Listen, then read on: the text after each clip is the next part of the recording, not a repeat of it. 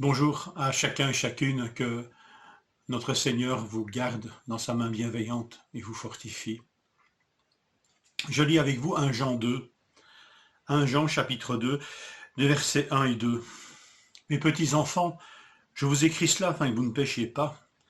Mais si quelqu'un a péché, nous avons un avocat, un défenseur auprès du Père, Jésus-Christ le juste. Il est lui-même victime expiatoire pour nos péchés, et non seulement pour les nôtres, mais aussi pour ceux du monde entier. L'épître de Jean se structure, on pourrait dire, autour de deux grandes déclarations sur Dieu. 1 Jean, chapitre 1, verset 5, Dieu est lumière. Et 1 Jean 4, verset 9, Dieu est amour. Ces deux grandes déclarations sont associées à l'œuvre de Christ sur la croix, en tant que victime expiatoire. Verset 2, chapitre 2, que nous venons de lire, il est lui-même victime expiatoire pour nos péchés, et non seulement pour les nôtres, mais aussi pour ceux du monde entier. Et le chapitre 4, verset 10, et cet amour consiste non pas en ce que nous avons aimé Dieu, mais dans le fait que lui-même, lui, nous a aimés et a envoyé son Fils comme victime expiatoire pour nos péchés. Donc cette expression, comme victime expiatoire, revient accolé aux deux grandes déclarations, Dieu est lumière et Dieu est amour. Alors ce qui nous concerne dans notre lecture, c'est Dieu est lumière. Nous sommes dans cette section, si vous voulez. Et Dieu est lumière, et pour être en communion avec lui, il faut marcher dans la lumière. La communion exige la lumière, la vérité. Si nous péchons contre Dieu ou contre un frère, nous ne devons pas le nier ou le dissimuler, mais porter cette faute à la lumière de Dieu. Ne pas le faire, c'est se tromper soi-même et c'est faire Dieu menteur, nous dit le texte au chapitre 1. En fait, le péché dissimulé, non avoué, non reconnu, est un véritable pollueur de communion. Il pourrait même être un destructeur de communion.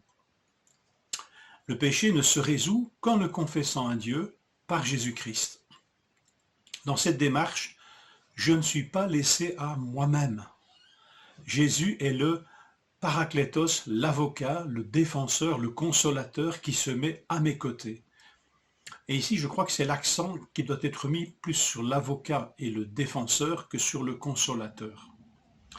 Il n'est pas un avocat qui va arranger mon dossier en falsifiant la vérité. Il ne va pas essayer de me trouver des circonstances atténuantes. Il sait que je suis coupable. Et je n'entends pas plaider autre chose que cela.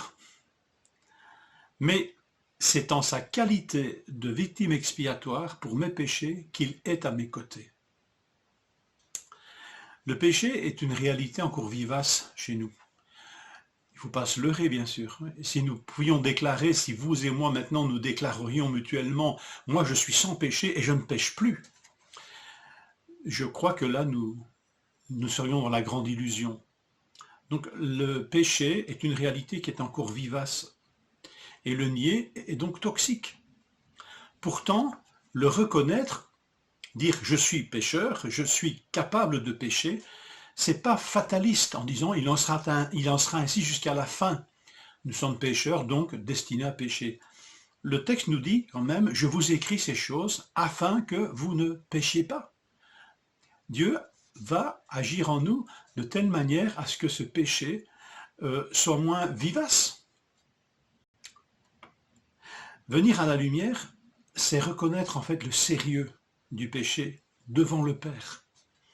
Savoir que ce péché a nécessité la mort de Christ me rappelle dramatiquement combien le péché est toxique.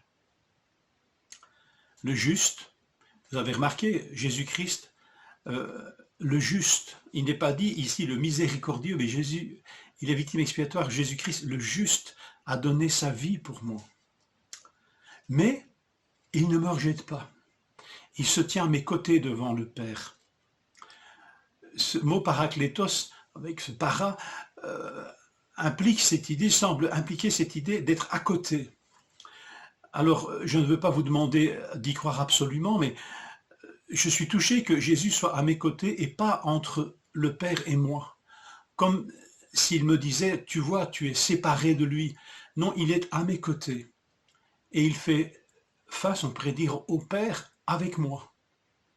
Non pas en confrontation, bien sûr, mais en paraclet. Et là, quand même, l'idée de consolateur, sa présence me rassure. Il est à mes côtés.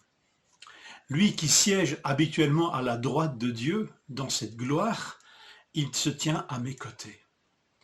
Sans lui, point d'accès au Père, point de communion, et nous lui sommes redevables pour l'éternité.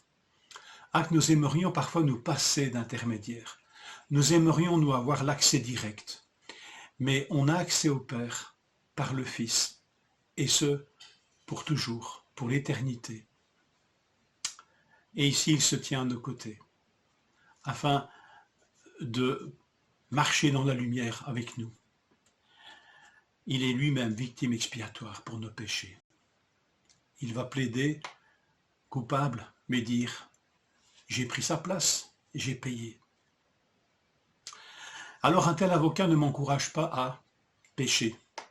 C'est ce que parfois on pourrait déduire. « Oh mais tu sais, moi, je respecte pas trop la loi, de toute façon j'ai un bon avocat ». C'est pas ce genre d'avocat, c'est pas ce genre de paraclet qu'est le Seigneur. Le fait qu'il se tient à nos côtés ne nous encourage pas à pécher, mais à marcher dans la lumière, à venir au Père et à recevoir de lui le pardon et la purification des péchés. Alors, vous savez qu'il y a un autre consolateur que Jésus nous a promis, dont il a annoncé la venue et qui est venu. Il est en nous.